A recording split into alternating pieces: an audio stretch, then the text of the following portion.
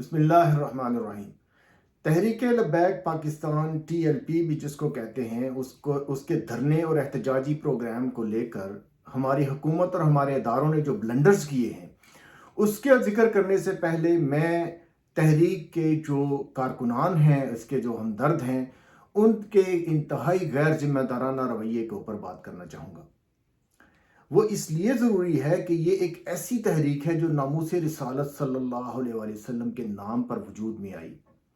بے شک ہمیں حضور پاک صلی اللہ علیہ وآلہ وسلم کے ناموس کی حفاظت کرنی چاہیے، کیونکہ یہ جزو ایمان ہے۔ لیکن ایک بات ہمیں نہیں بھولنی چاہیے کہ جو ناموس رسالت کا اگر کوئی ایشو کھڑا ہوتا ہے تو اس کی جو پرائمیریلی ذمہ داری بنتی ہے، اس کی بنیادی جو ذمہ داری ہے وہ حکومت کے اوپر ہے۔ کوئی انڈیویجول انفرادی طور پر یہ طے نہیں کر سکتا کہ اس کے اوپر کیا اس نے فیصلہ کرنا ہے۔ اس کا فیصلہ اگر یوں ہونے لگ جائے سڑکوں کے اوپر تو ہر کوئی کسی دوسرے جرم کے الزام میں ناموس رسالت کا بہانہ لگا کر قتل کرنے کے اوپر تیار کھڑا ہوگا۔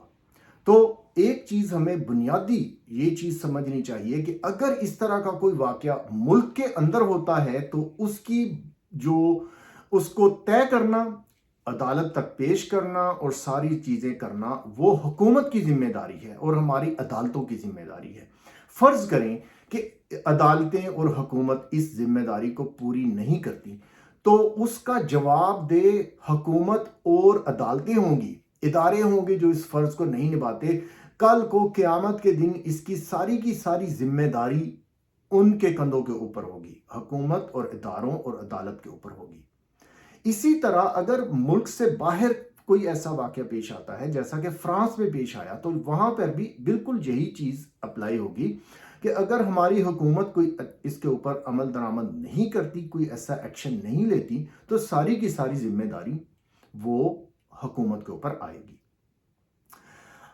بطور شہری ہماری کیا ذمہ داری ہے؟ بطور پاکستان کے عوام ہماری کیا ذمہ داری ہے؟ یہ ذمہ داری ہم چونکہ پاکستانی زیادہ تر جو ہیں وہ مسلمان ہیں، تو بطور مسلمان ہماری وہ ذمہ داری بنتی ہے ناموس رسالت کے حساب سے کہ ہم حضور پاک صلی اللہ علیہ وسلم کے پیروی کرنے والے، اتباع کرنے والے بن جائیں۔ اس کا حکم دیا گیا ہے باقاعدہ ہر انسان، ہر جو مسلمان ہے، انسان تو خیر اس کے اوپر ڈیپینڈ کرتا ہے، لیکن مسلمان کے اوپر اللہ نے یہ ذمہ داری ڈالی ہے۔ قرآن پاک کے اندر اس کا حکم ہے کہ اطیعوا اللہ و اطیعوا الرسول، کہ اللہ اور اس کے رسول صلی اللہ علیہ وسلم کی اطاعت کرو۔ لقد کان لکم فی رسول اللہ اسوۃ حسنہ، اور تمہارے لیے حضور پاک صلی اللہ علیہ وسلم کی زندگی میں بہترین نمونہ ہے۔ تو جو ہماری بنیادی بطور شہری ذمہ داری ہے وہ آپ صلی اللہ علیہ وسلم کی سیرت کی اتباع ہے۔ اب احتجاج کو لے کر کسی بھی احتجاج کسی بھی قسم کا ہو، چاہے وہ حرمت رسول کے نام پر احتجاج کیا جا رہا ہو، چاہے وہ احتجاج اپنے لیڈر کو چھڑوانے کے لیے کیا جا رہا ہو، اس کے اندر کچھ حدود اور قیود ہیں۔ آپ احتجاج کریں، یہ آپ کا بنیادی حق ہے۔ ایک جمہوری ملک کے اندر احتجاج کا حق دینا وہ حکومت کی ذمہ داری ہے، لیکن جو احتجاج کرنے والے ہیں ان کے اوپر نہ تو کسی جمہوری ملک میں اور نہ ہی دین کے اندر یہ اجازت ہے کہ وہ کسی کی املاک کو تباہ کریں یا کسی کو قتل کریں۔ اگر وہ ایسا کریں گے تو وہ اس دنیا میں بے شک بچ جائیں، لیکن اللہ کے ہاں ان کی پکڑ جو ہے وہ لازمی ہوگی۔ اگر ہم حضور پاک صلی اللہ علیہ وسلم کے ماننے والے ہیں تو میں ایک واقعہ آپ سب حضرات سے یہ شیئر کرنا چاہتا ہوں، واقعہ طائف کا، جس میں حضور پاک صلی اللہ علیہ وسلم وادی طائف میں تبلیغ کے لیے جب گئے تو وہاں کے جو لوگ تھے، جو سرکردہ لوگ تھے، انہوں نے جو اوباش قسم کے لڑکے تھے ان کو آپ صلی اللہ علیہ وسلم کے پیچھے لگا دیا۔ وہ آپ کو پتھر مارتے تھے اور اتنے پتھر مارے، اتنی تکالیف پہنچائی کہ آپ صلی اللہ علیہ وسلم کے جسم سے خون رسنا شروع ہو گیا اور آپ کے جو پاؤں مبارک تھے، جوتے مبارک، ان کے اندر وہ خون جم گیا۔ تو آپ صلی اللہ علیہ وسلم اس ساری تکالیف سے گزرنے کے بعد ایک جگہ جب آرام سے آپ بیٹھے، کچھ سکون ملا، تو اللہ تعالیٰ نے ایک فرشتہ آپ کی طرف بھیجا، اور اس فرشتہ نے عرض کی کہ یا رسول اللہ صلی اللہ علیہ وسلم، مجھے اللہ تعالیٰ نے بھیجا ہے، اگر آپ حکم دیں تو ان دو پہاڑوں کو میں ملا دوں، تاکہ یہ جو لوگ ہیں ان کو مسل دیا جائے جو کچھ انہوں نے آپ کے ساتھ کیا ہے، اگر آپ حکم دیں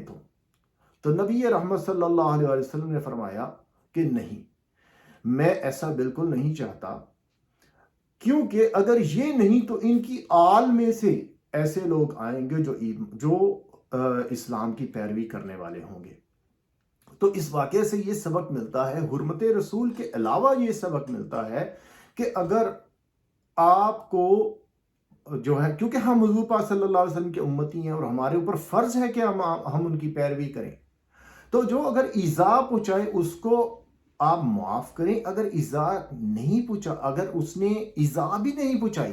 تو آپ کسی کی املاک، کسی کی جائیداد، کاریں کس طرح سے توڑ سکتے ہیں؟